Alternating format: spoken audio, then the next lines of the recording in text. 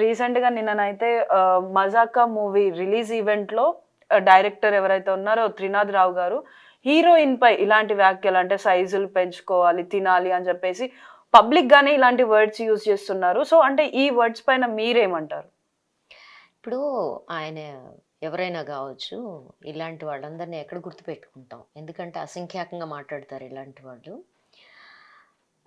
మాట్లాడడం ఏమీ పెద్ద నాకు ఆశ్చర్యం కలిగించలేదు. ఎందుకని ఆశ్చర్యం కలిగించలేదంటే, వీధుల్లో ఉండి అమ్మాయిలు పోతుంటే వెనక నుంచి కామెంట్లు చేసే మనస్తత్వం గల గ్యాంగులందరూ ఇవాళ దర్శకులుగాను, నిర్మాతలుగాను అక్కడ తయారయ్యారు. తెలుగు ఫిల్మ్ ఇండస్ట్రీలో I'm sorry to say it, కొంతమంది మినహాయిస్తే ఈ రకమైన బలుపు, మదము, మగ దురహంకారము పడి కొట్టుకుంటున్న బ్యాచే ఎక్కువ ఉంది. మగ దురహంకారం ఉండడము అంటే ఒక రకంగా స్త్రీ ద్వేషం అని అర్థం.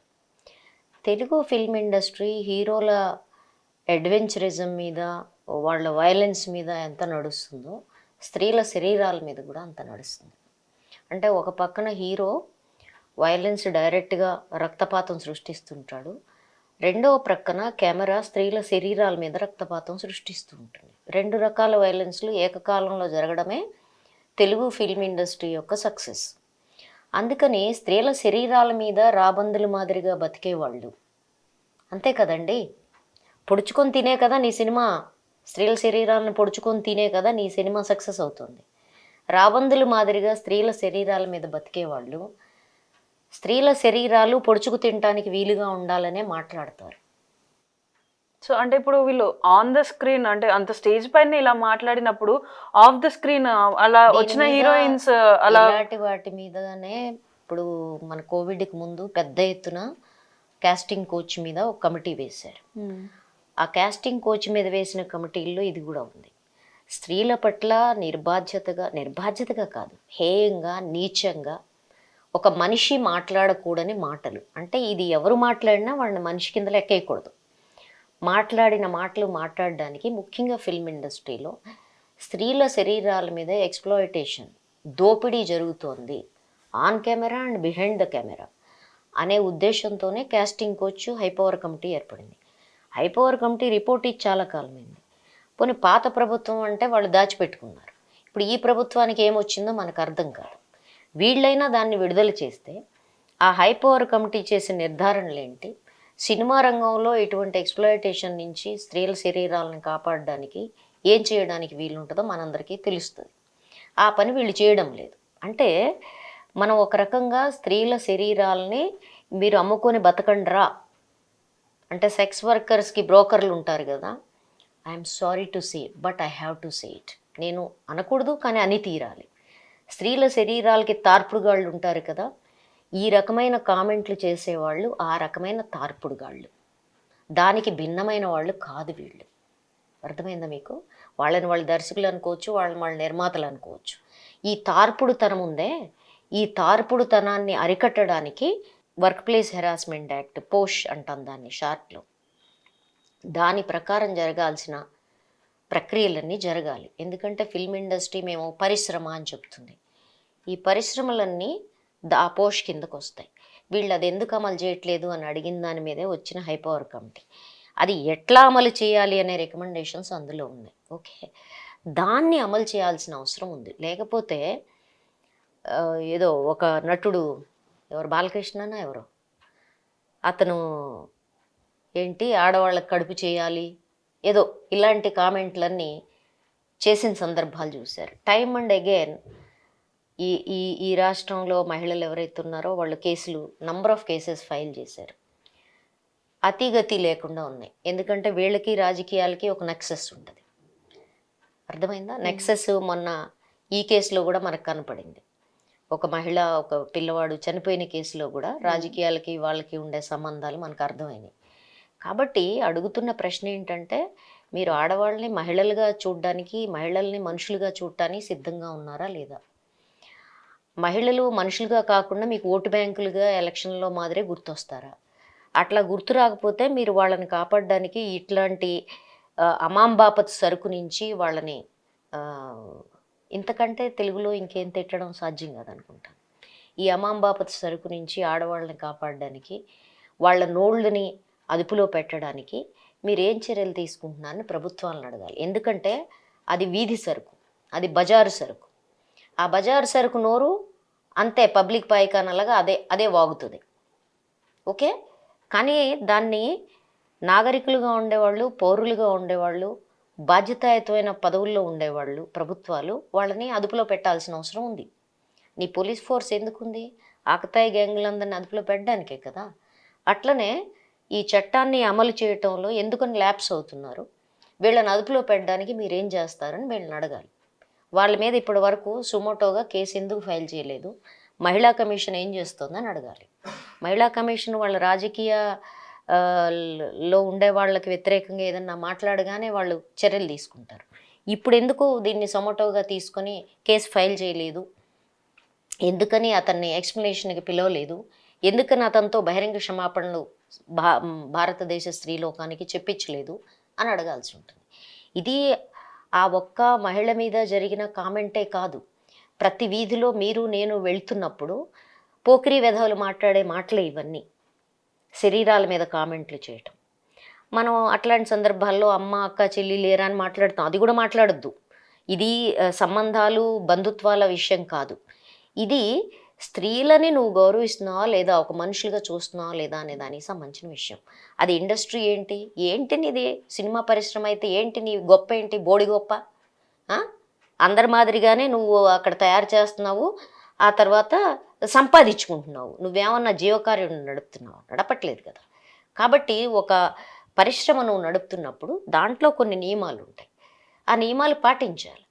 నీకు ఈ హీరోయిన్ లేకపోతే ఆ హీరోయిన్ నటన నచ్చకపోతే, నటన ఆమె చేయాల్సిన విషయం, శరీరం కాదు ఆమె చూపించాల్సింది. శరీరాలు అమ్ముకునే పరిశ్రమ ఇది, కానీ అది కాదు, ఇన్ థియరీ కాదు, కానీ ఇన్ ప్రాక్టీస్ వాళ్ళు చేస్తుంది అదే. హీరోయిన్లు శరీరాలు మాత్రమే అమ్ముకుంటున్నారు వాళ్ళు. మీరు ఎక్కడన్నా ఒక్క స్త్రీ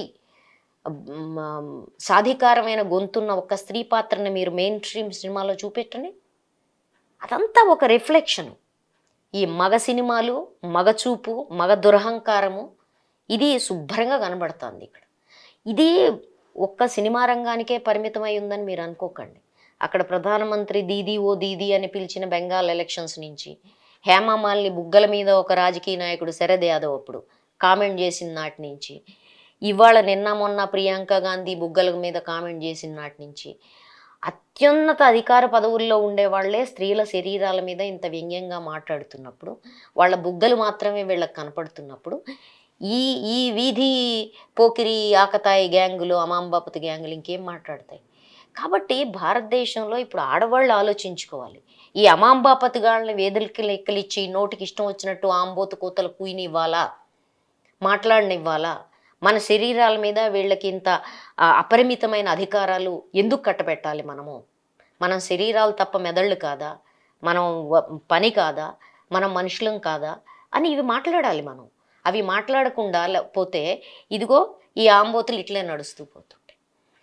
దురదృష్టవశాత్తు Telugu film industry male chauvinistic, మగ దురహంకారంతో మగ పాత్రల్ని మాత్రమే హీరోయిన్గా, ఎక్కడో అరుదుగా కొన్ని సినిమాలు ఉంటాయి సెన్సిటివ్గా ఉండే సినిమాలు, మిగిలినవన్నీ దురహంకారంతో ఉండే సినిమాలు. మగాడు మాత్రమే హీరోగా ఉండే, కండలు చూపించుకొని వాడి వీరత్వం చూపించుకొని వాడు హింసాపాతం సృష్టించి వాడు నేరస్తుడైన గొప్పవాడిగా ఉండి సమాజాన్ని మిస్లీడ్ చేసే మగ పాత్రల దురహంకారం అంతా ఉండి దాని నుంచి బతికే సినిమాలు ఇవి. ప్రేక్షకులు చూడలేదా అని మీరు అడుగుతారు. చూస్తున్నారు. నువ్వు అమ్ముతున్నావు, మగాడి దృష్టికి స్త్రీల శరీరాలు వాళ్ళు కొంటున్నారు. కాబట్టి ప్రజలు కూడా ఆలోచించుకోవాలి, ఆడవాళ్ళు కూడా ఆలోచించుకోవాలి. ఇట్లాంటి బాపతుగాళ్ళందరూ తీసే సినిమాలు, స్త్రీలను అట్లా ఎగ్జిబిట్ చేసే సినిమాలు మనం చూడాలా వద్దా ప్రేక్షకులు కూడా ఆలోచించుకోవాలి. ఎందుకంటే ఇవాళ జరగట్లేదు ఇది. నేను ఆడవాళ్ళని తక్కువ దుస్తుల్లోనూ లేకపోతే నగ్నంగా చూడటానికి ఇష్టపడతాననే కామెంట్లు కూడా గతంలో నేను విన్నట్టున్నాను. నాకు అంత పెద్దగా గుర్తుండదు ఈ సినిమాల్లో ఏం మాట్లాడతారో వీళ్ళు, ఎందుకంటే మాట్లాడేది అంత చెత్త కదా, ఎంత చెత్త అని గుర్తుపెట్టుకుంటాం. కాబట్టి అట్లాంటి వాళ్ళు తీసే సినిమాలు, ఆ ఆలోచన ఉన్న వాళ్ళు తీసే సినిమాలు ఇంకింతకంటే గొప్పగా ఎట్లా ఉంటాయి? కాబట్టి ఇట్లాంటి వాళ్ళని ప్రేక్షక లోకం కూడా బహిష్కరించడం నేర్చుకోవాలి. అప్పుడు వీళ్ళు స్త్రీల శరీరాలను అమ్మడం మానేసుకుంటారు. రెండు వైపులా అది జరగాలి. సో అంటే ఇప్పుడు ఈ అన్ని జరుగుతున్నాయన్నీ చూస్తున్నప్పటికీ మనకు అర్థమయ్యేది ఏంటంటే ఇప్పుడు స్త్రీలు మహిళలు ఎవరైతే ఉన్నారో మొత్తం వాళ్ళందరికీ కూడా ఆబ్జెక్టిఫై చేశారు, అంటే ఒక వస్తువుగానే చూస్తున్నట్టు, వస్తువుని మాట్లాడినట్టే మాట్లాడుతున్నట్టు అనిపిస్తుంది అనుకోవచ్చా?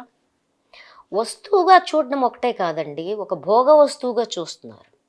భోగ వస్తువుగా కూడా చూడటం కాదండి, దాన్ని ఒక అమ్ముకునే సరుకుగా చూస్తున్నారు.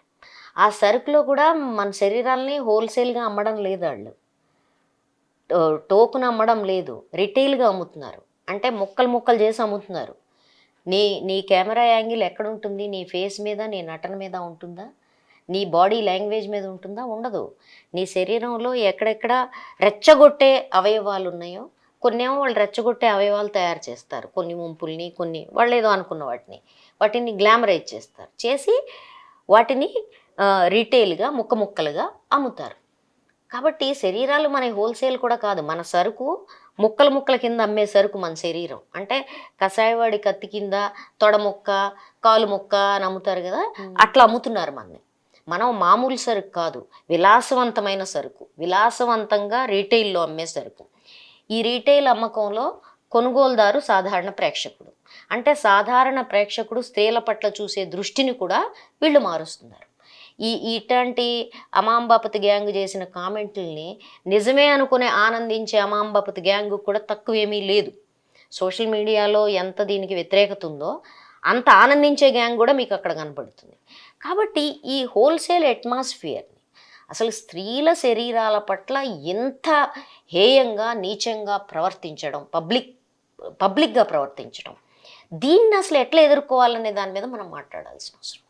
వాళ్ళు చేస్తారు, వాళ్ళని ఎట్లా అదుపులో పెట్టాలనేది కీలకమైన విషయం. సో అంటే ఇప్పుడు ఆయన అన్ని వ్యాఖ్యలు చేసిన తర్వాత కూడా ఇప్పటికీ కూడా అతను రియలైజ్ అయ్యి సారీ కూడా చెప్పలేదు. సో మీరేం ఎక్స్పెక్ట్ చేస్తున్నారు అతనికి యాజ్ ఎ విమెన్ యాక్టివిస్ట్? వాసన రావడం అనేది మురుగు కాలువ యొక్క సహజ లక్షణం. మురుగు కాలువ ఎప్పుడన్నా మిమ్మల్ని క్షమాపణ అడిగిందా? నేను వాసన వస్తున్నానని అడగలేదు కదా, అది మురుగు కాలువ.